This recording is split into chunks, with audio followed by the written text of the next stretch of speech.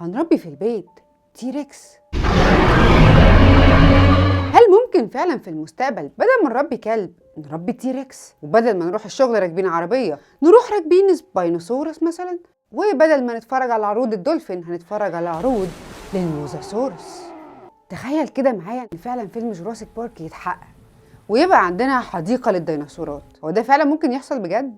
لو انت مش عارف قصة فيلم جوراسيك بارك خليني احكيها لك بسرعة كده. العلماء لقت ناموسة محفوظة في الكهرمان. الناموسة دي كانت مميزة جدا لانها كانت ارثى ديناصور، وفي المعمل الخاص بجوراسيك بارك قدر العلماء ان هم يستخلصوا الدي ان ايه من دم الديناصور اللي جوه الناموسة. والدي ان ايه كان فيه اجزاء مفقودة، فابتدوا ان هم يعوضوا الفقد ده بدي ان ايه او حمض نووي لضفدعة، وقدروا ان هم يستنسخوا حديقة كاملة من الديناصورات. وده كده باختصار سلسلة افلام جوراسيك بارك. علميا بقى اللي حصل ده ممكن يحصل في الحقيقة، يعني ممكن نطلع دي ان ايه من ناموسة ارث ديناصور وناخد الدي ان ايه ونعوض الفقد اللي فيه ونستنسخ ديناصور.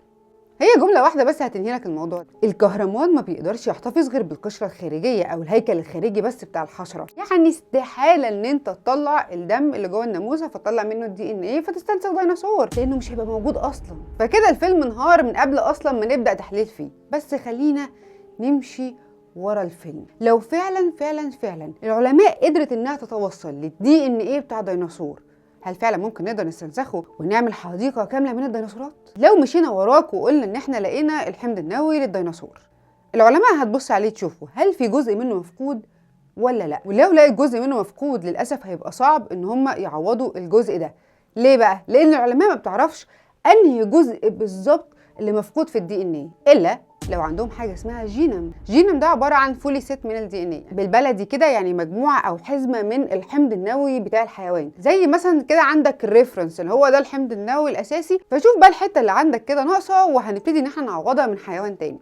ساعتها هنعوضها من فرخه لانها تعتبر احفاد ديناصورات، او من تماسيح لانها تعتبر سلاف الديناصورات. يعني احنا كده تمام، لقينا الدي ان ايه وعرفنا الاماكن المفقوده لان احنا لقينا الجينوم، وعوضنا في الدي ان ايه من تمساح او فرخه.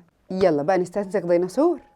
ما انا نسيت اقول لك ان حتى لو استنسخنا الديناصور مش هيطلع ديناصور، لان الدي ان ايه متغير، يعني على مدار السنين الدي ان ايه بيتغير. يعني الحمض النووي او الدي ان ايه اللي انت لقيته للديناصور دلوقتي مش هو اللي من ملايين السنين.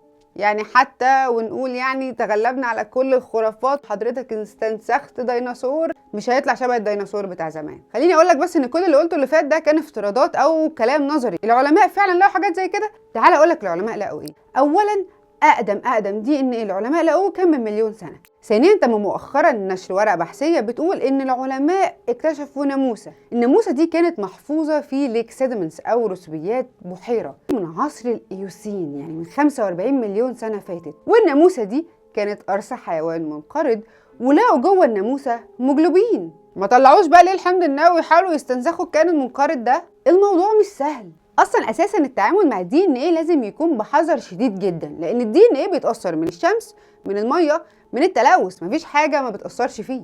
ولو عمليه استنساخ الكائنات اللي انقرضت سهل، طب ما كان العلماء يستنسخوه، ما احنا ممكن نطلع الدي ان ايه بتاع الديناصورات بسهوله جدا. العلماء تقدر تطلع الحمض النووي او الدي ان ايه عادي من عظم الديناصورات اللي ما حصلهاش عمليه فوسيلايزيشن، يعني ما حصلهاش تحجر، بالبلدي كده ما تحولتش لحفريه. وزي ما قلت لك لو حاولوا فمش هيبقى بنفس الشكل الموجود من ملايين السنين، لان الدي ان ايه بيتغير. بس ممكن العلماء تعمل حاجه بس هي ضد الدين والاخلاق والعلم، بس هنتكلم عنها، وهي اسمها ريفيرس جينيتك انجينيرنج، وهي الهندسه الوراثيه العكسيه. ان حاجه تبع للتطور، ان لو الكائن الحي بيتطور لقدام العلماء يخلوه يتطور لورا فيرجع لشكله القديم. فانا زي ما قلت لك مش هتكلم عن الموضوع ده. يعني من الاخر فيلم جوراسيك بارك ما ينفعش ان هو يتحقق، وللاسف مش هتقدر تربي ديناصور في البيت.